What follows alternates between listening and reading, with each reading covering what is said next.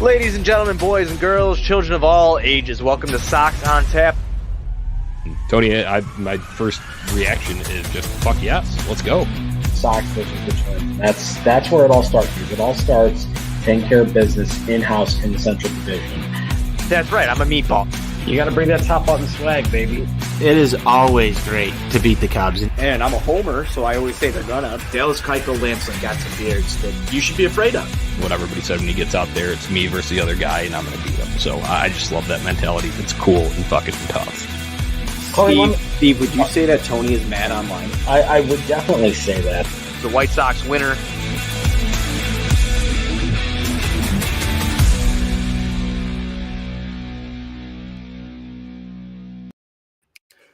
Hello, White Sox fans. It's Tony on Tap, my misery beers. I've got a few of them lined up. We're going to talk about whatever the hell we just witnessed. I've got NWI Steve here tonight. He was there in person. But if you didn't tune into the shellacking of the Chicago White Sox tonight, we're here to break it down for you because that was fucking embarrassing. Steve, you were there in person. I'm mad. Go to ontapsportsnet.com. There's some articles about the White Sox if you choose to, further in your I don't even know at this point what the hell's going on. This might be the most mad online White Sox post-game show I ever do in my tenure here at On Tap Sportsnet. Steve, I'm fucking angry. How are you doing tonight? Hey, yo, Anthony, I'm fucking pissed off. This was an absolute bullshit performance. Talked about this last night with Johnny. You had Zach Greinke on the mound, a guy that you should have lit up like a fucking Christmas tree, and they went out there and they laid another fucking egg. I tweeted this out in the 8th inning of this game. 10 hits, 8 singles, 2 runs. You are not going to fucking win in 2022 with that bullshit fucking stat line. I love that we just skip past the initial thoughts here because we're just going to spew them out tonight. Steve, before we get into all this, I try and stay positive. As a White Sox fan, I've tried to just stay positive on a lot of things. Eventually, the straw that breaks the camel's back starts to creep into play here. I feel like I'm reaching that scenario right now. And again, I've tried to stay positive. I don't think I'm full negative Nani on this show. I don't think you reach those levels sometimes. I know just amongst the cast of this show, I think that we keep a pretty even keel on some of this stuff. I would say that outside of Buzz, I probably lean more positive White Sox than anybody else. But at this point in time, I'm embarrassed. I'm beaten down. I have no idea what is up. I have no idea what is down because I'm spinning. You guys did a show last night after the loss. There was a bunch of stuff going on in the post-game show with Ozzie Guillen calling out Tim Anderson responding back on Twitter, telling Ozzie Guillen to shut the fuck up. Then you have Tim Anderson playing pissed off baseball, which you like to see. I think skipping past some of the, ins and outs of whatever took place there, Ozzie Guillen elicited a response out of Tim Anderson tonight. He played a good ball game, but you have Lucas Giolito on the mound tonight. 6-2 final against the Kansas City Royals, who you lost to in the second game of the doubleheader yesterday. It's not a good feeling right now because this doesn't get easier, Steve. My initial thoughts, this does not get fucking easier.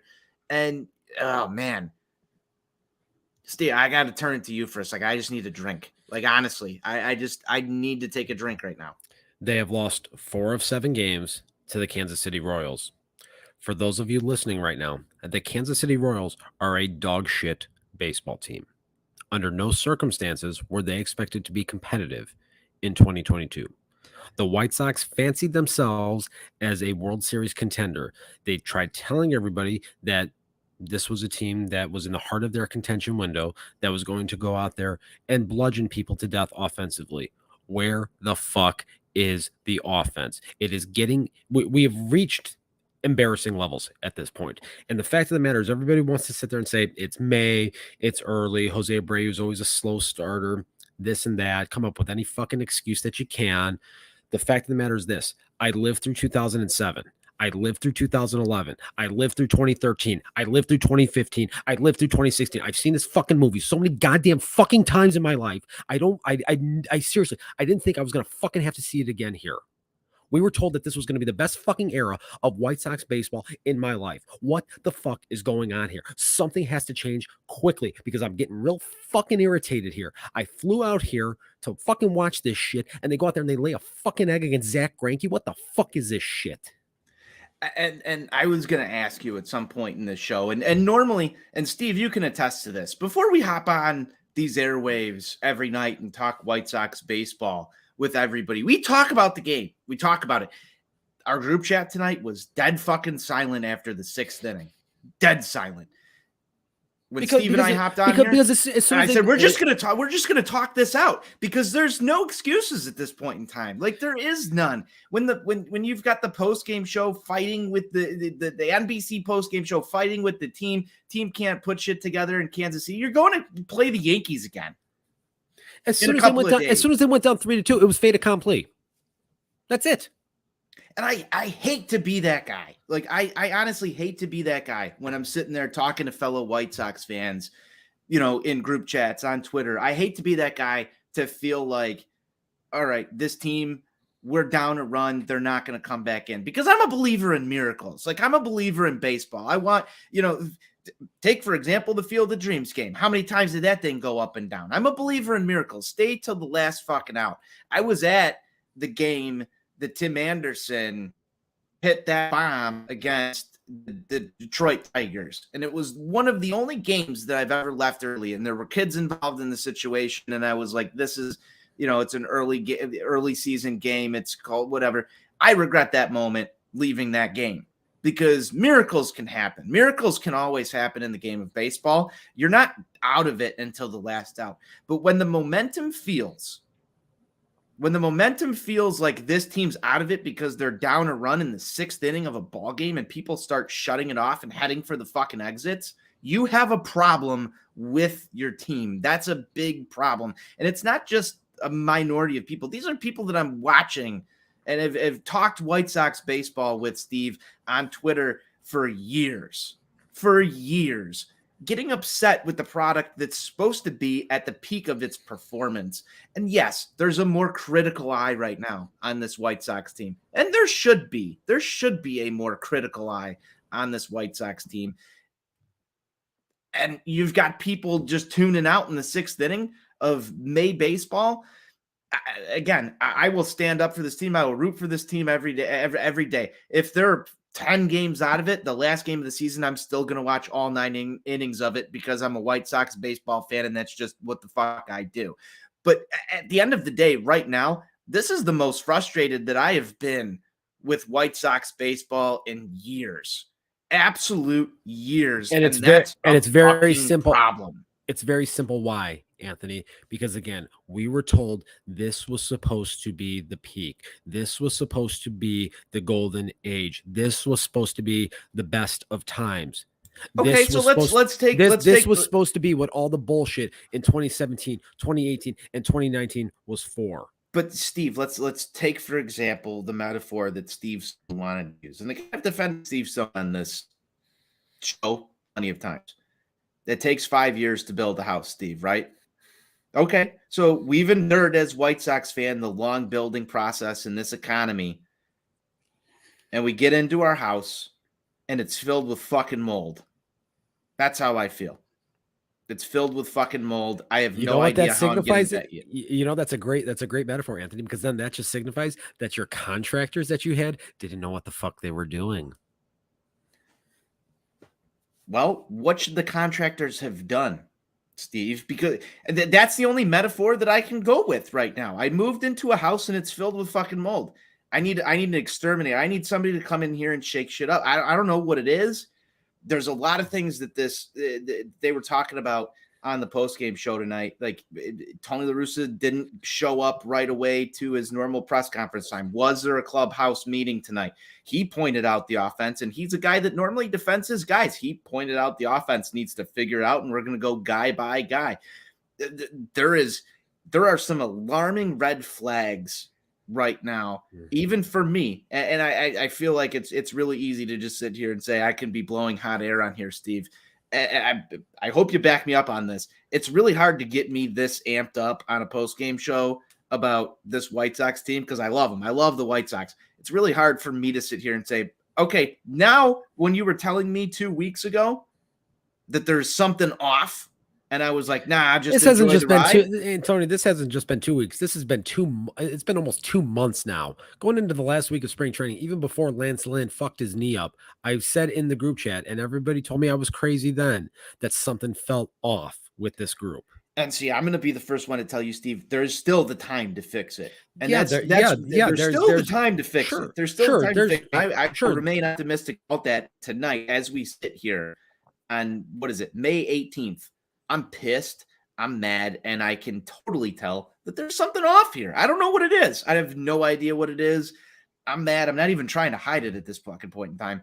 I'm mad. I'm pissed off. Something is not right. We sat here on Sunday and talked about, is it time to fire Frank Menachino? If you're going somewhere right now, Steve, I don't care. Fire somebody. Head's got to roll. You've got to change something up. You have to do something with this team to like make people feel accountable for what's going on. And maybe it's lack of accountability. Maybe this clubhouse doesn't have it. I can point to the lack of fun, and it's really sad because people who want to play the stat game are going to eat me up on this one. Where's Billy Hamilton right now? Smiling and laughing in the fucking dugout and riling guys up. Where is your Lance Lynn not being with the team for a significant period of time probably affected some of this. You've got him going on the broadcast last night talking about, how Ethan Katz is only here to help Lucas Giolito be where he needs to be at certain times. Those are jokes. And I'm going to read way too much into it. That to me says they're catering to someone within the organization. And I'll call that out right now. It feels like they're catering to certain individuals. That builds resentment, and that can cause issues. I know it firsthand. I've seen it happen in organizations before. There's weird things going on. I don't feel comfortable with it. I'm pissed off. There's obviously something going on in that clubhouse. There were rumors going back a couple weeks ago about something happening in Cleveland when the losing streak started. A lot of it wasn't substantiated. A lot of it was just kind of hearsay and things from people on Reddit forums. But some of these people have had info in the past. And as well as I do, and look, I've been on teams that fucking hated each other. Granted, they weren't at the major league level. Yes, I know there's a significant difference there, but teams in high school, summer ball, college, very cliquey, just lack of cohesiveness. That shit can eat a team from the inside, and it can do it very quickly. And this is the part where it bothers me, Steve, is because last year, one of the reasons I believed personally as a baseball fan that they had the ability to pull some shit off is because I saw the cohesiveness. I saw them breaking out the family shirts. I saw random TikToks of the guys hanging out with Tony La Russa. I saw the fun. I saw the smiles. Talk about body language. What do you observe with the guys right now? It's night and day. They look fucking lifeless. It is night and day different than your 2021 Chicago White Sox, and there's something wrong there. And the only thing I can start to think of is, who are guys that are gone right now? Carlos Rodon, one, like prime target. Yeah, he holds together your rotation, but your problems right now are not with your starting rotation. In fact, if anybody's shown up, it's been your starting rotation more than you can ask for. So I'm going to eliminate the Carlos Rodon isn't the clubhouse problem. Billy Hamilton. Here's a guy that maybe didn't play every day, made some spectacular stuff happen, played baseball because he loved baseball and had fun. Maybe that's an energy that's contagious to be around. Garrett Crochet, a guy that wore a SpongeBob backpack out to the bullpen every day. This sounds fucking dumb because you're not going to find it on a stat sheet. You won't. You won't find this on a stat sheet. But here's a guy who's around the club, who's loose, who's having fun, who's just a kid, who just wants to be on a Major League Baseball field, and have been seeing him around the team. Maybe that's putting a little morale down. There's a couple other names that are out there, Steve, too, but in the grand scheme of things, like something drastic had to have happened within this organization to change the amount of fun, because I'm grasping at straws trying to find the guy who you're saying he was here last year and is not now. Was Cesar Hernandez like a huge clubhouse guy? Brian I haven't Goodwin? heard that. Brian Goodwin? I don't know. Like that's what I'm trying to grasp at right now, because the eliminations here outside of Billy Hamilton, clubhouse guy, I don't know what it was. But I mean, he wasn't even was he with the team the full year last year? He had stints where he wasn't around. Yeah. So like what had to have happened here amongst the group? And I'm really trying to figure that out. There seems like there's a disconnect, and maybe I'm going down a rabbit hole. But I don't know if anybody can can figure it out right now. It's one of those things that is just simply unexplainable right now. I know a lot of people don't want to think about this or don't want to consider this because of the fact that he went directly to Jerry the last time he was in a contract situation here. But is it entirely possible that maybe there's a disconnect between the Sox organization and Jose Abreu right now, who's in the last year of his contract? Is it possible that that is something that is weighing on him, that has caused him to get off to the slow start that he's been on this year? I know I've personally been We're throwing out hypotheticals, and I just want to highlight that. We're throwing out hypotheticals here because the state of the Sox is bad. And that leads people to question things. We're going to question them right here on Sox on Tap. Yeah. And, I've been hearing some things through the grapevine that Yasmani Grandal is not a happy camper about a couple of different things right now. And, is that impacting his poor performance to this, start of the season here? It's entirely possible. You have all these different guys right now with all these different variables that you're counting on to be main contributors here, and they're not getting the job done. And then you factor in the injuries. You factor in Eloy destroying his hamstring again. You factor in Andrew Vaughn getting hit and missing 2 weeks. And then now all of a sudden, since he's come back, he hasn't looked the same. So you have this snowball effect of things that are happening right now. You have this collective ball of shit that is just rolling downhill at this juncture. And you look at it, you look at this group on paper and say that they should be near the top of the American League in runs scored. And then you look at the fact that you compare where they were at this time a year ago. They have like 50 or 60 fewer walks than they had at that point, which in turn has translated to 50 or 60 fewer runs scored. That shit matters. There is a significant disconnect. Something is going on with this group right now. And again, we're not going to know. They're going to keep that shit in-house. They keep so much of it internal. They're very good about not letting things leak.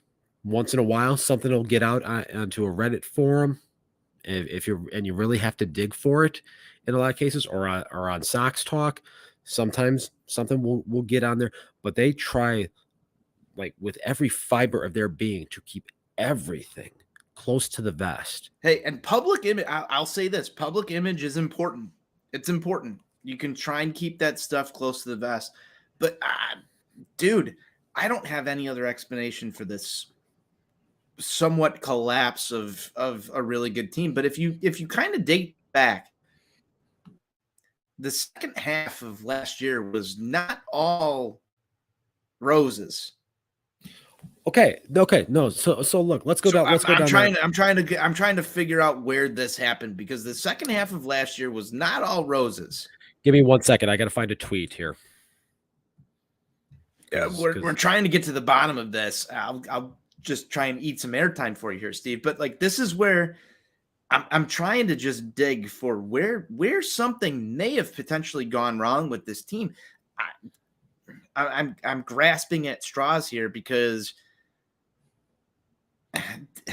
Okay, it's terrible. Here you go. Here's Steve. Here's one for you. Okay, in 2021, okay, before the All-Star break, this team averaged 5.12 runs per game.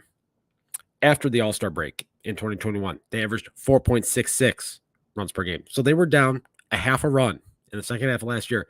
Now this year, 3.5 per game. So they are down. They're down over a run and a half since the All-Star break of last year. There's a significant disconnect that is happening offensively with this group. If I'm going to investigate this further, I'm going to go start to look at individual players within this lineup and start to ask questions on who has decreased productivity. And I don't have the stats in front of me, but Jose Abreu is probably prime suspect number one. Jose Abreu would definitely be prime suspect number one. Yasmani Grandal was hitting everything in sight in the second half of last year, but he has looked atrocious to this point. How would you feel if Reese McGuire was getting most of the starts in front of you? I'd be pissed too. Okay. So there's that has to be factoring into this. But another thing that I don't feel like people are talking about, and I know that a certain portion of the fan base that hates Yaz is going to look at this as excuse making, but the fact of the matter is he did have to have another knee surgery over the winter. And then the lockout happens. And so now all of a sudden you can't do your rehab with team doctors at team facilities.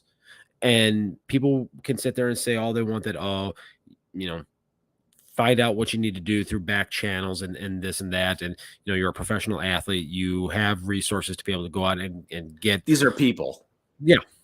But at the end of the day, they're people. Baseball players are creatures of habit. Yes. And that's the other thing. Like, they're creatures of habit. They want to do things their way. I think that kind of weighs into everything else too, with the whole clubhouse thing. Like, what changed? Where's the fun? I don't know where the fun is. That was my only takeaway from this is this team lacks fun. It's a chicken or the egg situation. It's chicken or the egg situation. What comes first, fun or winning or fun? Maybe start having fun. Like, I guess at this point, start having fun. Start having fun. Because, Steve, at this point, you're not winning baseball. Like, even some of the wins haven't been fun. No. So you have to figure out a way to have fun with this. Start loosening up. This could go as deep as, like, are players pissed off with the direction of the social media team, if you want to get really fucking crazy with it. Like, I don't know how to solve this, but to me, it looks like lack of fun, lack of gelling. Like Frank Thomas was talking about it on the NBC postgame show. Like, this team needs to gel, and they need to gel now. Steve, as the biggest user of air gel that I know, how does this team gel in the next week here? Because they have to figure it out, as Frank Thomas said. If I had the answer to that, I'd be able to quit my day job, and I would be able to channel all of my mental energies into fixing a baseball team that is trying to ruin my fucking life right now. But I'm not smart enough to have that answer. I'm going to be totally honest with you. I just looked at something really fascinating. Anthony, can you tell me when the last time was that the Sox won a game by more than 4 runs? It's got to be like last year, right? The third game of the season, the Sunday in Detroit. I wasn't even giving them the benefit of the doubt. No. So the Sunday in Detroit, when we were in the garage having a nice little family Sunday, that was the last time. Steve, we might need to have another family Sunday. We got to fix the mojo. You're talking about gels. We got to figure it out here. We got to figure it out. Maybe we need another family Sunday to right the ship, so to speak. I'm a superstitious guy. I know you're a superstitious guy, but sometimes we just gotta, I don't know, man. Sometimes we just gotta figure out how to make that happen. Put people in the same places as they were when it happened. Yeah, something's got to give, and something's got to give quickly here. Because like you said, you go into Yankee Stadium this weekend, and just think about this. I'm really upset that we're going into Yankee Stadium this weekend. Think about this. As bad as this team is playing right now, they are on an island Sunday night. No other game happening. The eyes of the entire baseball world are going to be on this fucking shit show. Think about that for a minute. So are you're full Southside clown show at this point in time? What else can it be described as at this juncture? I don't know. I'm just wondering where you're at. Like, within your Twitter bio, like this is full Southside Clown Show. We're not fully there yet, but I'm going to be honest with you. The door is opening. The door is opening. I The- don't want to be in this place right now. You think I want to be I in do this not place? want to be in this place right now. Someone comes to save me. Like, Mom, come pick me up. I'm scared at this point. Steve, Anthony, you might get a scary Big Brother experience for the first time in your life here if this shit doesn't improve quickly. things happen. I've got enough Budweiser to hold me over at this point. Steve, let's talk just a few game notes through here.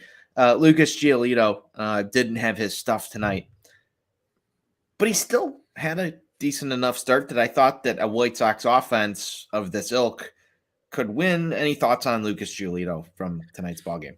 So I was sitting about 10, 12 rows behind the plate today, so I had a very good view of Lucas today, and the fact of the matter is he just had no command of anything. 8 days off of his last start against the Indians. It's very obvious that that layoff had some impact on him because he was not in a rhythm the entire night, just wasn't able to command much of anything, was falling behind in counts with regularity. And even against a team like the Royals, that's going to cause problems for you. Could you have thrown more strikes than Lucas Giolito tonight if you were out there on Me on personally, short rest, couple pork hot dogs? man, Is it the that's- KC food that's eating them up now? I don't know if it is, because I'm going to tell you, I had some phenomenal barbecue earlier today, and that was really the saving grace of this little Wednesday here. I had to venture across the state line into Kansas for a little bit for some actual work meetings and such. And boy, let me tell you, came back and we're definitely not in Kansas anymore. All right, so yeah, we got to figure that one out. So you were okay with Lucas outside of the fact that he was missing the zone, or are you? It was good. It Not was okay good. with the start? It was good enough to beat a dog shit team, and that's what should have happened tonight. He gave Okay. up 2 runs in 5 innings. That should be enough to beat that team. Fair, felt the same way throughout the whole entire thing, Steve. Moving on from that, you had a Tim Anderson show on offense and defense tonight. Is he riled up right now? I would say so. It's obvious that this whole little spat with Ozzy last night and everybody trying to turn this into something that let's be real about this. This really should not be this big of a fucking deal here. The fact that we're talking about this, I think, is just emblematic of how off this team is. Because if this team is finding a way to win some baseball games and actually put together quality offensive performances more than once every 2.5 weeks, it's a non-story. But because of the fact that this team consistently struggles to score more than 3 runs a night, this is the bullshit that we have to listen to. Steve, I wholeheartedly agree and fully endorse just everything you said there. Sox win last night. You don't have that discussion in game 2. That doesn't happen. There's frustration. When there's frustration, there's emotion. And when there's emotion, things get out. Just start to talk when there's emotion. And I feel like that's just what you saw last night on Twitter.com. But Steve, outside of that, one hit that I really enjoyed tonight was watching AJ Pollock take a ball and pull it down the left field line for a double. That's 2 nights in a row. That's 2 nights in a row. I feel like that's enough for me to sit there and say, if you're looking for somebody to come in, and I'll look at the dynamics behind this whole entire thing. This White Sox offense is scuffling. We're the most upset we've ever been on a Sox on Tap postgame show. AJ Pollock is new to this clubhouse. It takes a little bit of time to fit in with a new group. It takes a little bit of time to settle into a new job. AJ Pollock's on a new job. One thing that I want to see that could potentially turn this around, I'm just going to try and speak it into existence. AJ Pollock take over the team from a veteran leadership standpoint That guy's got a little rough around the edges. He's not quite Adam Eaton, in my opinion, in that regard. But he seems like the type of guy, himself, Joe Kelly, Liam Hendricks. We need the vocalness back. We need the energy of Lance Lynn back. I want to see some energy from AJ Pollock because I know he has it in him. There was a game earlier this year where they played some Arizona Diamondbacks, like clips of stuff that they did around AJ Pollock, where they talked about him like just being this alpha dominant guy that's never wrong, comes into the clubhouse. I want the White Sox to really get into the AJ Pollock mentality of we're not wrong, we're doing this.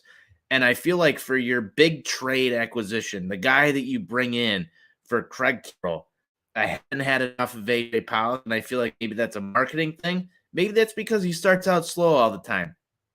But he has the ability to have that south side attitude, that guy who's just going to show up and be a little scrappy. I feel like at this moment in the AJ Pollock era of the Chicago White Sox, he's really a non-factor. I want him to be a factor. I want him to be a guy that can help turn this exact thing around. Steve, do you have any comments there? They absolutely need him to get going. He was one of their biggest offseason acquisitions. And the fact of the matter is he has started so incredibly slow this year that it's kind of just fueled this fire of, oh, here we go again. Another veteran guy coming to the Sox, and his career is just going to crater. So all of that negativity is now permeating around him, around this organization again. Hopefully these last 2 days are the catalyst and the springboard to get him going again, to ultimately quiet all that bullshit, quiet the noise, and just get out there and get back to playing consistent baseball. We know this is a quality veteran major league player. The hope is just simply that these last 2 days are ultimately the thing that's going to get him going again here.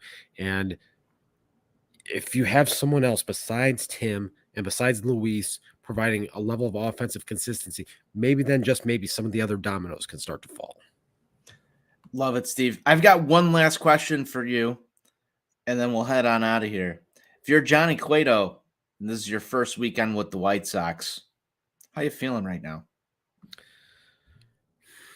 Johnny Cueto seems like a very happy-go-lucky guy, so I find it hard to believe that that anything is going to bring him down.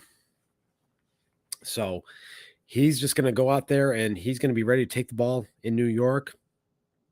As it stands right now, he's probably going to be the guy that's going to be throwing Sunday night on ESPN with the eyes of the baseball world watching him.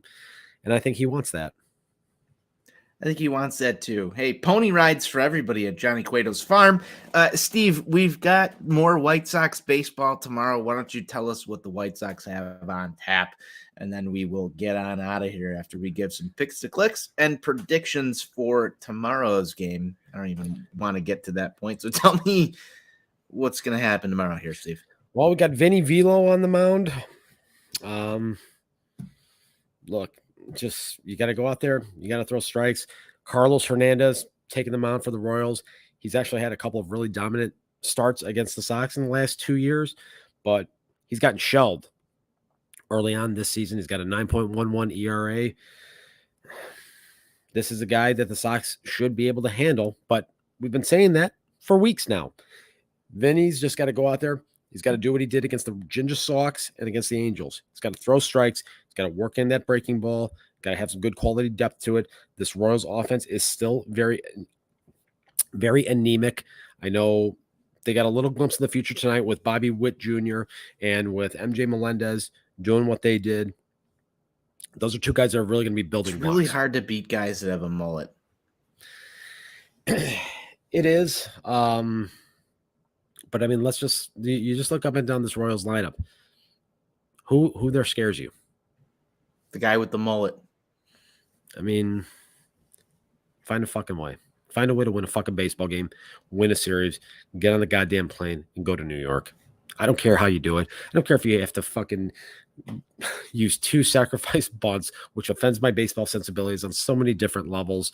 If that's what These you have to hours, do, these are scary hours. Steve's advocating for bunts on Sox I'm on not Tap. advocating for it. I'm not advocating for it, but I'm saying if that's what it fucking takes to scratch a run across the plate to get a win, I don't care at this point, because if I get back on that fucking plane tomorrow night and fly back to Chicago after losing this series, I'm gonna be one pissed off son of a bitch. I'll tell you that. Nobody wants that, especially the family. Nobody wants that. Nobody. Oh, I'm Nobody gonna wants be to see Steve absolutely mad. insufferable, even more Nobody than wants normal. to see. Nobody wants to see Steve mad. Yeah, it's just not good for anybody. Steve, we talked a little bit about what's on tap for the White Sox. You got to pick the click for tomorrow. Pick to click for tomorrow. I'm gonna say Kansas City Joe's Barbecue, because that's where I'm going for lunch. I'm going Ken Woe for life. You son of a bitch. That's my pick to click tomorrow. Ken Woe for life. He's gonna find a way to get in there and just annoy you just a little bit tomorrow. So he's gonna continue. He's gonna continue breathing. I'm going Ken Woe for life with my pick to click for tomorrow. That's my pick to click. I feel like I'm about to get murdered. Steve, wow. This was a great show. Hey, sometimes drastic situations call for drastic measures. Bring back Alex Colomé, Cock Tatzer for closers. Steve, do you have anything else? Yeah. Next time I see him, I'm going to jackknife powerbomb you through a fucking table. Hey, White Sox forever, man. White Sox for life.